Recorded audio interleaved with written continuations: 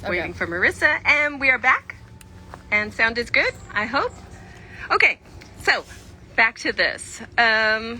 If you missed the first part, oh my gosh, it was so great to have Mel Gibson come and speak with us. Brad Pitt too. That was just a bonus.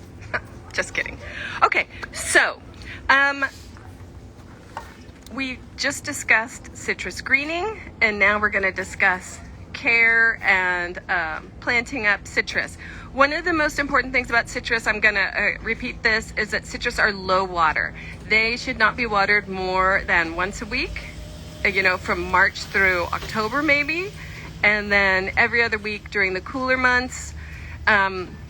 Citrus trees really, really, really like less water. They also can be happy as a clam in a pot. So the lemons and limes like to be a little bit root bound, so don't worry about having a pot that you feel might be too small. I'm going to grab a pot right now and go out of this camera frame for just a minute. I'm going to show you, I don't know if you can see this. Can you see this if I stand right here? This pot here is a decent size for a 5-gallon citrus. So don't worry if you feel like it's not going to be big enough. That is plenty big. And now I'm all plenty wet all over my pants. So this 5-gallon can definitely fit in a pot like that. Put it in there, let it get established. So right now, most of the citrus fruit is flowering, and it smells like heaven in this little area right here. It's gorgeous. I have this Meyer lemon tree right here. It does have some blossoms. You want to make sure that they have a lot of sun so that the bees come on here and pollinate all these beautiful flowers. And then later, once the flowers are pollinated, you will have fruit coming out. And sometimes you might have too many fruit. The tree will edit itself for the most part to avoid getting too much fruit on these little teeny branches. If the tree doesn't edit it, you might have to go in, sadly, and take some of those fruit off, because it's 8 lemons on these 2 tiny little branches will be too much. It'll break it, and they won't do well. So don't worry about editing it until the tree is a little bit bigger. When you plant it, if you're putting it in a pot, you want to use potting soil.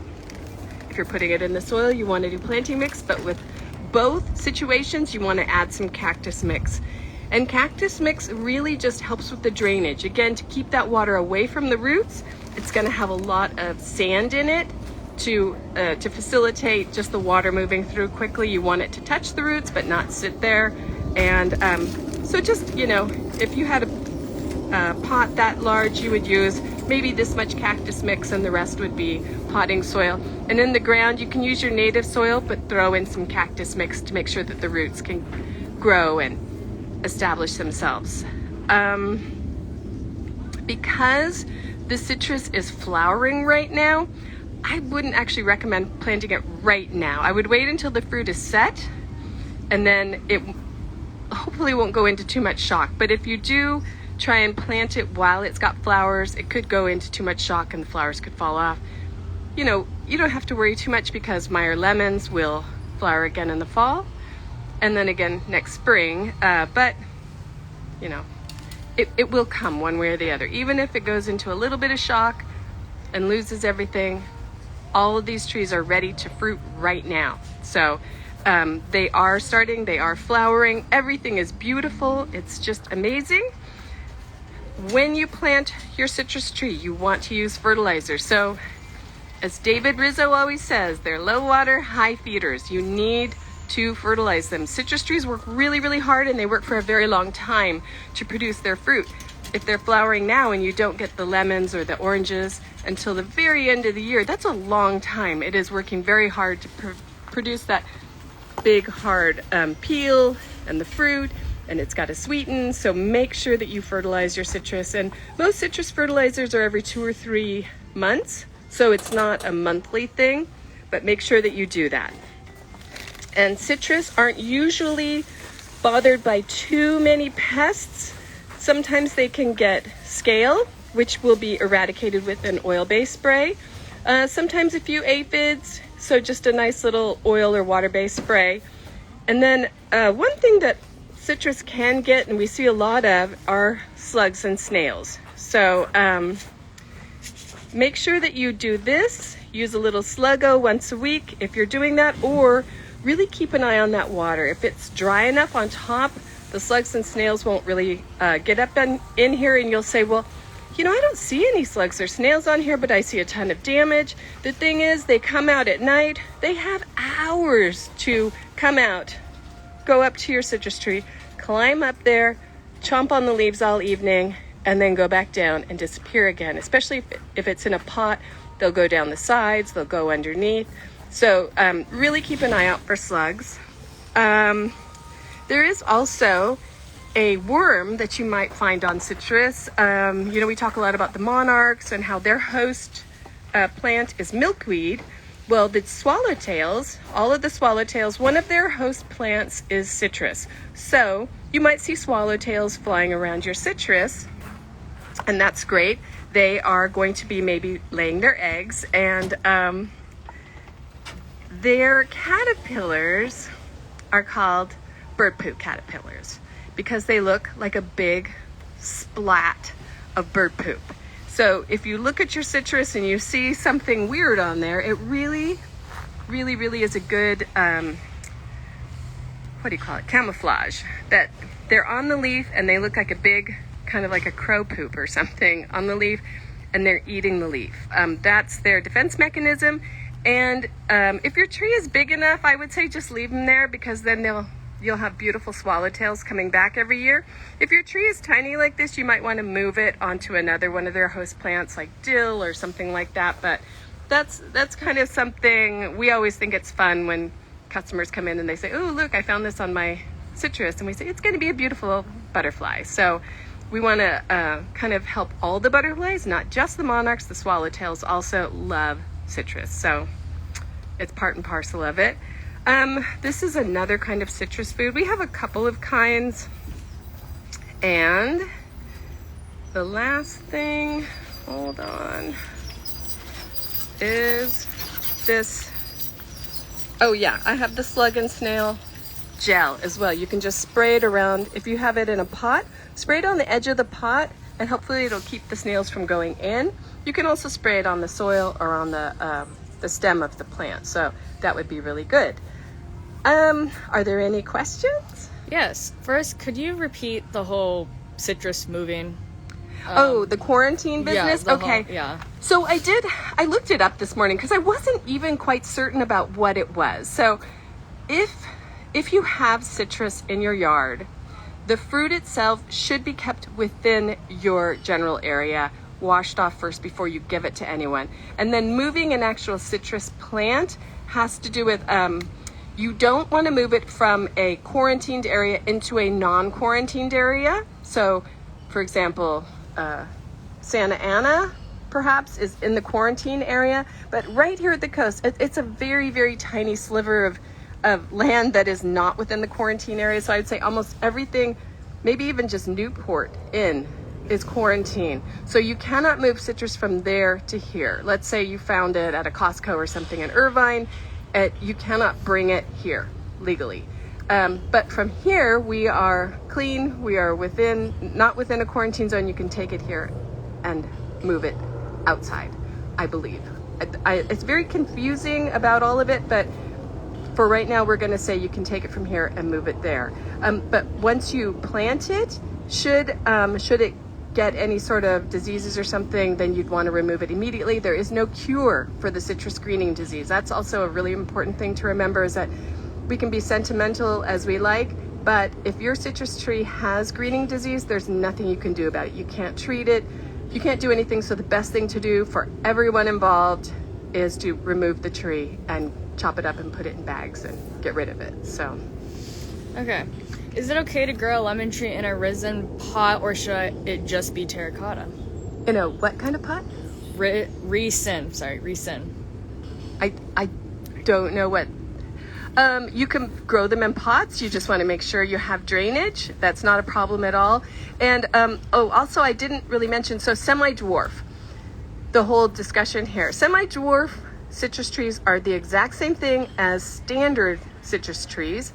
they are just going to stay a little smaller. They are, I don't know if you can see this, they have a very short stem here, whereas some of the more standard trees, grown like this, have a really long stem. That's so it can grow like a lollipop, big and round. But, so the standard trees can get up to 20 feet tall. The semi-dwarfs they can get up to 12 feet tall, but both of them you can keep small. You can keep them in pots, you can prune them, you can just keep them really, really happy. Don't worry about, if you want the form of a standard, you can definitely get this, put it in a smaller pot and keep it, 4 to 6 feet if you like. So, any other questions? Hold on, sorry. I was looking up the definition of that. It was just a different type of pot. Oh, okay. Yeah, it's not a terracotta pot. Oh, okay. Yeah. You can do it in glazed or terracotta. It doesn't matter. The most important thing is to have drainage. Yeah. Anyways, okay. Can I grow in the cold or in a greenhouse? So definitely in a greenhouse, definitely indoors even. Not in the cold. Citrus is a super temperate plant. They do not like cold, frost, anything like that. It's really bad for them. So you can put them out in your pot, out on the patio, and when it gets cool, bring it inside if you like. Here in Southern California, we don't usually have a problem with it, but of course, when there are frost warnings, you might want to throw a sheet over it or something, or try and pull it close to the house to keep it warmer. I get leaf miners. What should I do? Oh, yeah. Okay, so citrus leaf miner. That is, everybody who grows citrus, I would say, for the most part, is going to have leaf miner. It is, it's a little moth. I'm just going to take this leaf off real quick. So it's a moth, and it's going to lay its eggs onto citrus. The eggs will hatch, and they're going to climb through this leaf like this, and it's a very telltale look. It looks almost like a little snail trail inside the leaf. Sometimes they can be curled up, and you'll open it up and you'll see this, and then eventually it's going to pop out as a fully formed moth and then fly away. It doesn't hurt your tree. It doesn't hurt your fruit. It just makes it look weird. So it always happens on the new growth. So as your citrus tree is growing, that's when it's going to happen. So you can try at that point. There's only a couple of things that'll really work for it. One of them is spinosad, and it is effective if you spray it once a week, every week, for 6 weeks. It's pretty laborious, but spinosad is also not great for bees. So if your plant is flowering, it's not a good combination to have your bees pollinating your tree while you're treating it with spinosad. So it's kind of a trade-off. You can try and use worm castings again in the soil to hopefully help it not be so bad. You can also prune it back after it's grown, but for the most part, what they've done is release parasitic wasps to help combat these moths and these little worms, the larvae that are in there. I would say just try not to look so closely, and if you like, just prune back the really damaged stuff. Otherwise, it's just going to keep happening until we can help eradicate it. My citrus has curled leaves on the new growth. There you go. That's probably leaf miner. Again, you can take those leaves and unpeel them and see what's in there. Most of the time it probably will be a leaf miner. It could be a little worm of some sort. Sometimes spiders will lay their eggs and stuff in there, but same thing. Leaf miner is really hard to get rid of, and it's almost becoming just like a thing that you have to deal with citrus. Keep your citrus as healthy and as strong as possible, and then keep an eye on it when it is shooting out new growth, because that's when the leaf miner is going to attack it, and you won't notice until later when the leaf miner is gone. Okay. Are these bug/pest trying to think of the word, sprays, pet safe? Okay, so pet safe.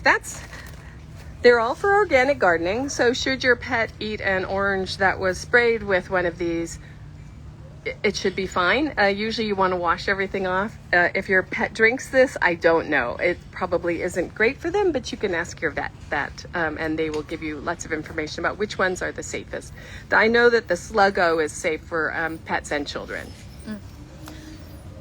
Can you grow these in plastic pots?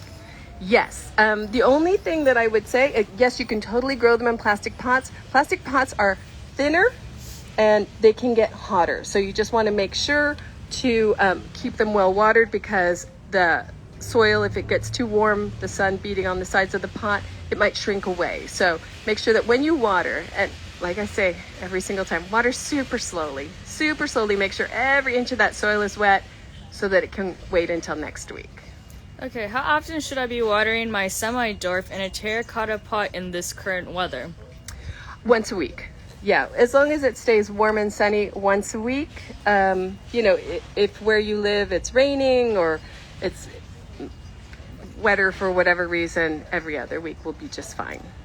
How do I know if my tree is sick with this and should be removed for the quarantine? Oh, disease? If it's sick with the citrus greening disease, what you would do is, if you suspect it, call your vector control. Everybody has, when we used to have phone books, it was in there, but you can just look up vector control for your city or your county, have them come out, they'll check on it and let you know. Okay. I live in the high desert. When do we get freezing temps? Can I grow citrus?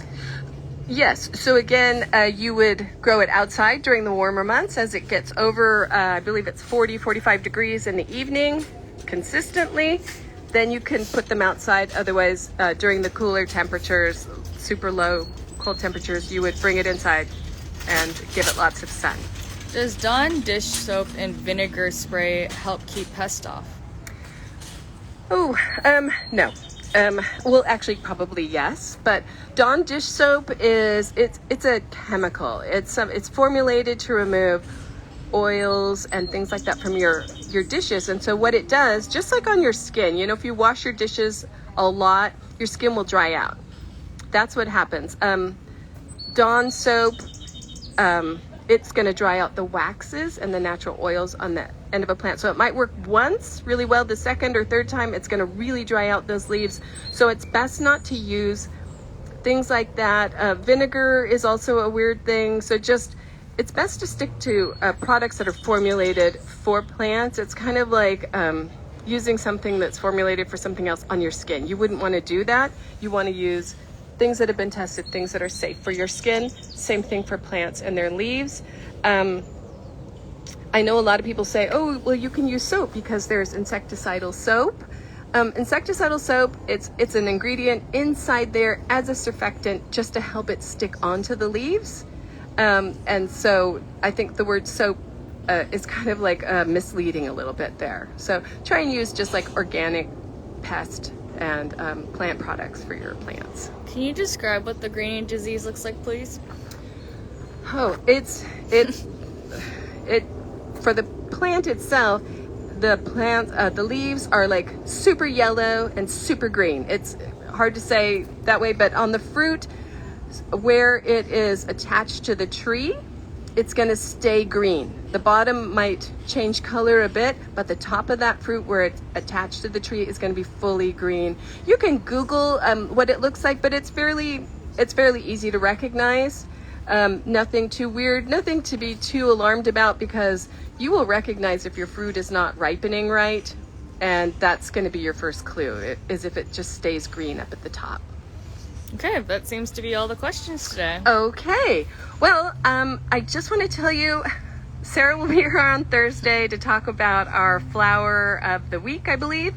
And she and I are so excited. We're both going to be here this weekend for our spring experience opening, and we are planning so many wonderful things. So spring is really just coming and bursting and springing, and super excited for the next I think probably 6 weeks. We're going to be having classes every weekend, so just go to rogersgardens.com, look at all of the things that we have planned for you. It's going to be amazing, indoors, outdoors, everywhere. It's just fantastic. So Don't forget to sign up for our email list so you can find out about all the events here. We have Facebook, Instagram, Pinterest, and of course YouTube, where you can see all of our videos and learn all of the things that we've been talking about here.